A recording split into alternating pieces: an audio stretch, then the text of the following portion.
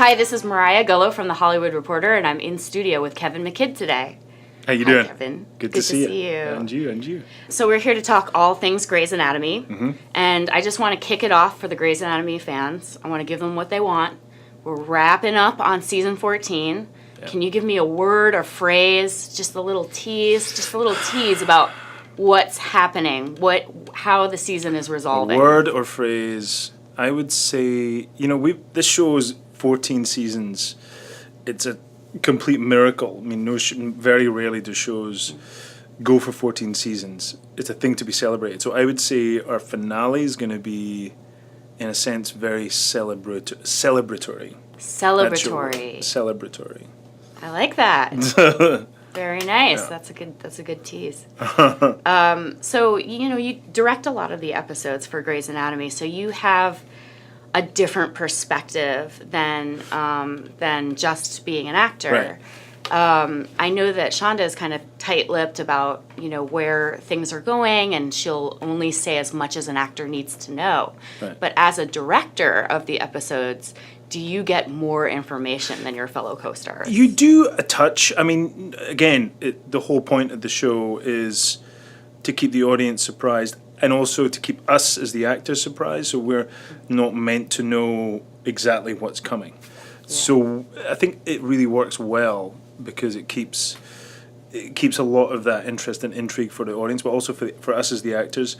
To not know where you're headed sometimes gives you an ability to just be in the moment and just play the character at that moment in their lives, because that's kind of the whole point of our show, is that you don't know what is coming down the line. You don't know what tomorrow brings. So, I would say as a director on the show, we get a little bit more information if there's a specific scene or moment that we have to direct where they say, and you should tell the actor that the reason they're doing something in this episode that might feel a little strange is because there's something coming in the next episode where it pays off or something like that. Yeah. But it's very case by case specific, because Shonda and the writers are very tight-lipped, and as they should be. I think that's the prerogative of writers and people who create in that way, is that there's that analogy of if Picasso had 10 people looking over their shoulder while he was painting, would his paintings be as good? And probably not. Yeah. It's that element of going, they need to sort of incubate those ideas in complete privacy for them to be fully formed and as entertaining as they are. So yeah, we get a little bit of insight, but again, we don't get told much either. Right. We get told all we need to know, and that's it. So it's not, they don't suddenly open Pandora's box and say, look, here's all the secrets of the season. We get told things on a need to know basis. Need to know still. So have you been the one who've had to disseminate some important information to some of your co-stars? What has that experience been like? I think it's less important information, but it's definitely when actors have questions about why is my character doing this, and why is my character being this way, and why is my character saying these words in this scene when it doesn't feel fully organic. That's when my job as a director is to come in and say, well, remember, this is going to happen, or this is where we're headed, in a sort of rough sense. So yeah, I think that's the job as the director, really, is just to help. Right. Just to help actors. I mean, some directors show up and they kind of act like Orson Welles or Stanley Kubrick or something. It's and it's a different job in TV. You can definitely have authorship and ownership as a director, but only to a limited extent. You're a guest at somebody else's party. Yeah. It's the actors who are there full time, and the writers, and you're kind of there as an invited guest to help and contribute, but not take over. And how do your co-stars feel about you being the director? You guys know each other so well. I think it helps. I think this episode that airs this week, episode 17, is a very interesting episode. There's only 3 or 4 stories. Usually on our show we have, 7 to 10 stories that we tell throughout one episode. So you only get a certain amount of minutes to tell those stories. Whereas the episode that I got to direct only had 3 or 4 key stories. In fact, it was only 3 stories. And that gave us the opportunity to play it more like theatre. And I think what was interesting about that was I actually got to direct a lot more than I normally do because, you know, a lot of the time you're just kind of going, okay, let's tell that story quickly because we've got to make time for this. But suddenly we had all this time in this episode. I'm really proud of the episode, and it feels almost like watching 3 one-act plays. And we don't usually get that opportunity on our show, so I feel really lucky, you know, that we got that, and I'm very proud of it. Wonderful. Yeah. If you were able to use the Grey's Anatomy set after hours for your own indie movie, Right. what would you want to do there? That's a cool idea. Never thought of that. It would probably be some kind of... One of the early movies I did was Neil Marshall's Dog Soldiers, which was a werewolf movie. Yeah. And Neil Marshall went on to do The Descent, and he directed a lot of the bigger episodes of Game of Thrones, and he's doing great. But I was the lead actor in his first werewolf movie. So it kind of, until that point, I wasn't that into those kind of genre picks. But working with Neil and seeing the level of craftsmanship it takes to make a zombie movie or a werewolf movie or something like that, it could be kind of fun to do a hospital-based zombie movie. That's what I'd probably do. A kind of comedy, horror, zombie movie set in a hospital. Yeah. There you go, that's what I'd do. That sounds good. Because, you know, the good thing about zombie movies is you get a lot of production value out of the zombies. You don't have to go out on location, because I'm always thinking about budget. That's true. Very good. And you've already got your free sets. Exactly. So, yeah, exactly. That's a good call. Yeah. Can we talk a little bit about Trainspotting? Sure, yeah. Can you tell me what you've learned from the experience of Trainspotting? Like, it obviously kind of changed the course of your life. Yes. When you look back at it now, do you see anything that really sticks out to you? Like anything that you would have done differently, or anything that you realized was like the big game changer? Trainspotting was a long time ago, so the memory of it is pretty distant in my mind. But I was a very young man, you know, I was 21 years old when we did that, and it was really the second job I got when I left drama school as a theatre student. And I was really into theatre, and I only thought I was going to be a theatre actor. I had no desire or ambition to move into TV or film. You know, I was just really into theatre and Shakespeare and all that stuff. And then Danny Boyle, I meet him and land this job, not really knowing how I landed it. You know, I just went in the room, and this is what happens sometimes. You're just the right person for that part. And watching Danny work, and he really taught me how to be a film actor. Because I never learned at theatre school how to land on a mark or find my light or use the lens and have a relationship with the lens to tell a story. You know, you always were being taught to perform for 1,000 people, and suddenly there was this much more intense and much more, you know, it's a tricky thing to figure out as a theatre actor. What is my relationship with this lens? Because now this lens is my audience. How do I work with that lens? And Danny was amazing at teaching about that and teaching about this. I mean, that movie still is so stylistic and so kind of, I mean, I think it still stands up as a movie. Not many movies from the 90s still stand up. You know, they're starting to date quite badly, a lot of them. But that movie still stands up. It stands the test of time. So I think I've noticed since I started directing that a lot of the tricks, because a lot of what directors do visually are tricks, you know, that Danny used to tell a story in a kind of, with a slightly less pedestrian, slightly cooler point of view, I've been applying just unconsciously. You know, I've been kind of stealing. So, you know, it's that thing about being a director, you steal from the people that you're fans of. So I've stolen a ton of shots. Sorry, Danny, I've stolen a ton of your shots.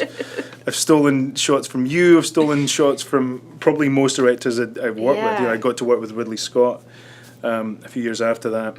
And yeah, in my small way, I try and emulate those great filmmakers, you know, and I'm finding myself applying it without even thinking about it, because just standing on a set as an actor and watching the director line up a shot and work with his crew and work with his actors to get the visual impact that he's trying to achieve and the story point he's trying to get across and the emotional response from an audience, it just you soak it in as a young actor, you know, and I can feel it starting to come out now, which is kind of cool and exciting. Yeah, but not every actor wants to go down that directing path. Right. But it sounds like from the beginning, not only did you have amazing directors that you were Right. working with, but you were absorbing from the very beginning. Yeah, I didn't even know I was. I didn't sit around on those sets going, I'm going to be a director one day. I was just happy being an actor. So it wasn't part of my goal or path to become a director. It just sort of happened organically, you know. Yeah. It's interesting. People have you always wanted to direct? And I'm like, I can be honest, like, no. I love acting, and I still love acting, and that's still really my first love. But I've noticed that I feel like I'm getting more. I feel like there's more and more I'm able to say through directing now. But I don't feel as though that's pushing acting for me to the side. I feel as though they're both as valid for me, if that makes sense. You know? Yeah, absolutely. And then a couple of decades later, here you are, like, giving the old Danny Boyle treatment to the Grey's Anatomy. Yeah, I try. I do try. You can only push it so far until it breaks. I've had a few times where people are like, I think what you're trying to do is a little too much for our show. Maybe the focus on the scalpel or the pills. Yeah. No drug trips, no crazy drug trips. I do try and push it a little too far sometimes. People are like the DP and people are like, just bring it back a little bit. Be more in the realm of Grey's Anatomy. Right. And that's fine. I like that. Yeah. I'm going to look for that now. I do try. I try and change it up a little bit, So. Excellent. Okay, I have a couple of quick questions before I let you go. The first job that made you think, I've made it, even if it wasn't true. Wow. I remember, let me think. I never feel like I've made it, I feel like that's the eternal torture of being an actor, I think, or being in this business, is you constantly feel like the sword of Damocles is going to come and fall on you, and it's all going to be over, and you're going to be back working in a supermarket, stacking shelves or something. But I would say when I was offered the show Rome for HBO, because I'd never even been interested, to be honest, in moving away from Europe. I was very happy working on independent films in Europe and doing theatre in Europe and playing the occasional part in an American film. I was quite happy with that. And then suddenly this show came along and it kind of opened this big door to me as an actor. And I was like, wow, there's this whole world over here that I didn't even really consider. A lot of British actors, all they think about is getting to Hollywood or getting to this side of the pond. But it wasn't for me at all. So when that happened, I was like, wow, this is... And then when I came here, because of Rome, I suddenly realized that this is really the center. So that job, Rome, was very much a kind of pivotal role for me. It really kind of opened a lot of doors. It made people go, wow, this guy, because up until that point I'd basically been a young character actor in the UK. Played kind of villains or comedy roles. That was kind of what I did.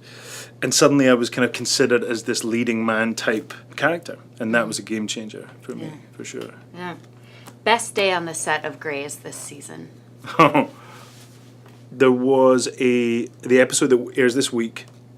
There's a sequence, and it's very much like a one-act play where Sarah Drew's character connects with a rabbi who is dying from quite a rare complication of taking antibiotics, which they don't really tell you about, but there's a rare chance that antibiotics, just normal antibiotics, can kill you. And this is what's happening to this rabbi, played by the brilliant Saul Rubinek, who's one of the best character actors that I think I've ever had the luck to work with. And really the whole act, so it's about 10 or 12 minutes, is just Sarah Drew and this dying rabbi talking about theology and philosophy and what is the meaning of life, because our character is going through a big crisis of faith. And that sequence we shot with 3 cameras. We shot it basically as a one-act play with a few special shots, and allowed the actors, and I helped the actors kind of choreograph what the blocking was and what the moments were and all this stuff, and then just kind of rolled the cameras and let them do their thing, which is quite rare in television, to let actors have 12 minutes of uninterrupted focus on just acting. And I feel like that was a real achievement. That was probably the most I felt the most proud about that day, about being able to create that kind of work environment for two great actors to just be actors and expose their truth without makeup and hair coming in every 2 seconds and fixing them or tweaking with their costumes or changing the lights. I felt really proud of that. That's lovely. I think you answered my next question, which is last Grey's actor who impressed you with their performance while directing them. It's hard because so many are brilliant. I mean, but I will say Saul Rubinek in that sequence, because Sarah Drew, I mean, she's a brilliant actress, but Saul, she had to be in a very, very exposed place as an actor, and Saul, in a very selfless way, she had to basically cry a lot throughout these 12 minutes, or not throughout, but at certain moments. Mm-hmm. And Saul, who's this beautiful man, just this beautiful person, would, in between takes, kind of keep Sarah in this, and Sarah will talk about it herself, kind of keep Sarah in this really focused, fragile, vulnerable place just by telling her stories and keeping her. So there was this, I mean, I've just never seen a guest actor come on our set and bring so much. Wow. I was really blown away by him. Really, truly blown away by Saul. Worst mistake you made and how did you fix it? Keep that very generic so you can go in walk life anywhere. or in life, directing, acting. Oh my god.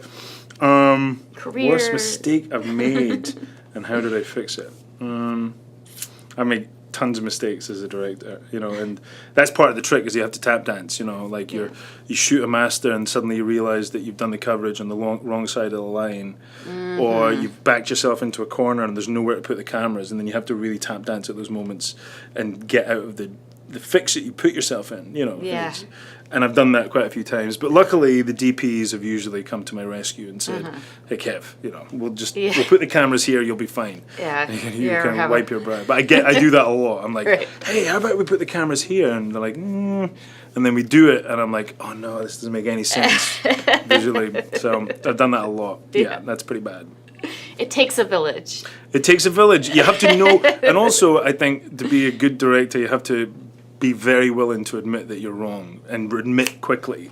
I've seen directors who are so proud that they won't allow themselves to admit that they made a mistake. Right. And 2 hours later, we're still trying to fix the mistake. It's like, well, if you just admitted it straight away. Frustrating. So I'm pretty good at admitting my missteps. Well, I love to hear that. Thank you so much for your humility. I'm sure that the actors of Grey's Anatomy also appreciate that. Kevin McKidd, thank you so much for being here. Thank you. Check out Grey's Anatomy on ABC. Thank you. Bye.